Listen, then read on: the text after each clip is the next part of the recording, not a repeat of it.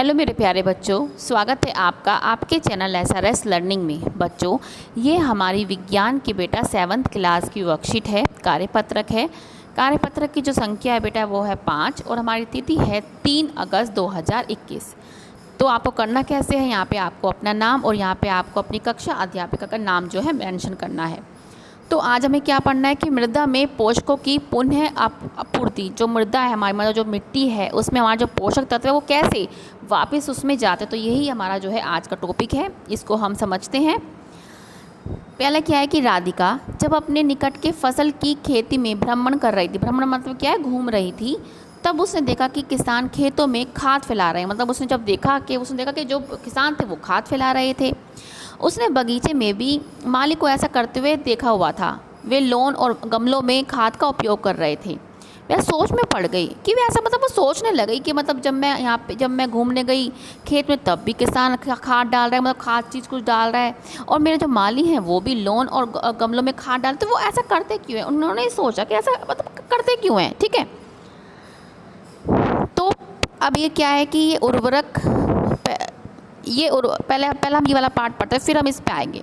पादप अपनी वृद्धि और अच्छे स्वास्थ्य विकास के लिए मृदा से खनिज पोषक तत्वों को अवशोषित करते हैं, अतः मृदा में इनकी मात्रा लगातार कम होती रहती है। इससे क्या है कि जो जैसे हम हैं, ठीक है ना, हमें क्या है अच्छे स्वास्थ्य के लिए, वृद्धि के लिए, बढ़ने के लिए हम क्या खाना खाते हैं, और खाने से हमें, आपको पता है कि हमें न्यूट्रिएंट्स मिलते हैं, पोषक तत्व मिलते हैं। ऐसे ही जो पादप होते हैं उनको भी, ठीक है, वृद्धि के लिए, अच्छे विकास के लिए क्या है, जो खनिज होते हैं उनकी आवश्यकता होती है। ठीक है ना, और अगर जो मिट्टी है खनिज अवशोषित करती रहेगी तो उनकी जो मात्रा है वो लगातार कम होती रहेगी। इसलिए हम जब खाना खाते हैं, अगर हम खाना नहीं खाएंगे तो हमारे अंदर जो पोषक तत्व होंगे वो ख़त्म हो जाएंगे। ऐसे ही इनके साथ है। ठीक है, तो क्या है, उर्वरक एवं खाद में नाइट्रोजन, फास्फोरस और पोटेशियम जैसे पादप पोषक होते हैं। मृदा को इन पोषक तत्वों से समृद्ध करने के लिए भूमि में उर्वरक तथा खाद मिलाने की आवश्यकता होती है। ठीक है, अब हम इस पे आते हैं कि खाद और उर्वरक होता क्या है। उर्वरक क्या होते हैं, रासायनिक पदार्थ होते हैं जो पौधों को पोषक तत्व प्रदान करते हैं। मतलब ये रासायनिक पदार्थ होते हैं, ये फैक्ट्रीज में बनते हैं। ठीक है, ये क्या करते हैं, ये पौधों को पोषक तत्व प्रदान करते हैं। कौन कौन से होते हैं, नाइट्रोजन, फास्फोरस और पोटेशियम।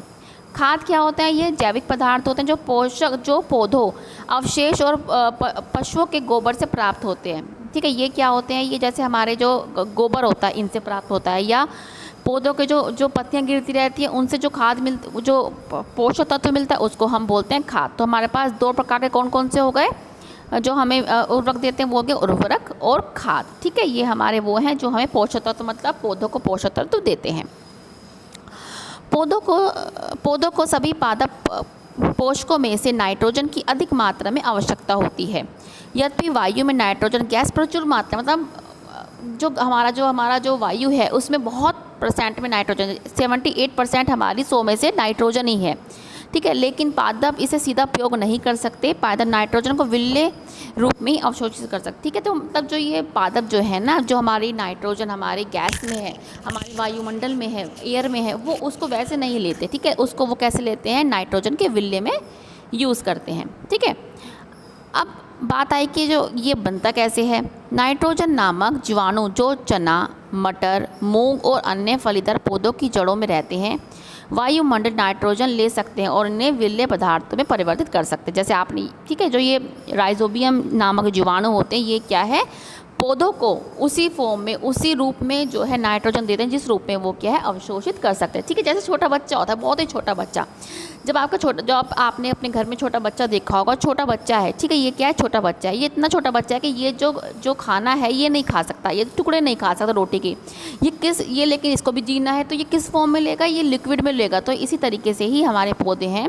वो नाइट्रोजन को, ये नहीं कि नाइट्रोजन को उस रूप में नहीं ले पा रहे, किस रूप में ले पा रहे हैं, वो नाइट्रोजन को विरले रूप में ले रहे हैं, जैसे आपको मैंने बच्चे का एग्जाम्पल दिया। ठीक है, अब आगे पढ़ते हैं। आगे क्या है कि अधिकतर फलीदार पौधों से प्राप्त होती हैं। राइजोबियम अपना भोजन स्वयं नहीं बना सकता। फलीदार पौधे बैक्टीरिया को भोजन और आश्रय प्रदान करते हैं, यह सहजीवी संबंध कहलाते हैं। ठीक है, वो अपना खाना नहीं बना सकता, इसलिए वो उनके पास रहता है, और जो पौधे हैं उनको अपना खाना दे देते हैं। सहजीवी संबंध, दो जीवों का मध्य संबंध जिसमें दोनों जीव आवास और पोषण के लिए परस्पर लाभमत हो। मतलब इसमें क्या है, दोनों को ही क्या है, बेनिफिट होता है, ठीक है। यहाँ पे जो है आपका राइजोबियम है उसको क्या मिल रहा है, आवास मिल रहा है, अपना पोषण मिल रहा है, ठीक है। और उसको और पेड़ को क्या मिल रहा है, उसको नाइट्रोजन मिल रहा है। मतलब दोनों ही क्या है, फ़ायदे के सौदा है, दोनों ही मतलब फ़ायदा हो रहा है, ठीक है।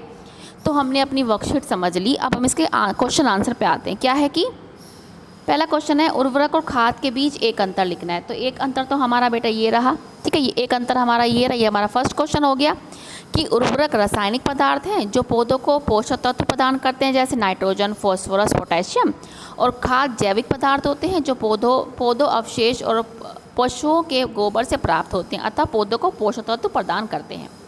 नेक्स्ट क्वेश्चन है पादप के लिए आवश्यक 3 मुख्य पोषक तत्व कौन कौन से आप कौन कौन से लिखते हैं, नाइट्रोजन, फॉस्फोरस और पोटेशियम। ये आपका क्या है, सेकंड क्वेश्चन है। यहाँ से इसको बेटा फिल कर लेना कि पादप के लिए आवश्यक 3 मुख्य पोषक तत्व हैं नाइट्रोजन, फॉस्फोरस और पोटेशियम। नेक्स्ट क्वेश्चन है सहजीवी संबंध से आप क्या समझते हैं। ये आपका ये रहा क्वेश्चन थर्ड। क्या है कि 2 जीवों का मध्य संबंध जिसमें दोनों जीवों को क्या हो, लाभ होता है, ठीक है। तो उसको हम बोलते हैं सहजीवी संबंध। नेक्स्ट क्वेश्चन है पादपों को उर्वरक एवं खाद की आवश्यकता क्यों होती है।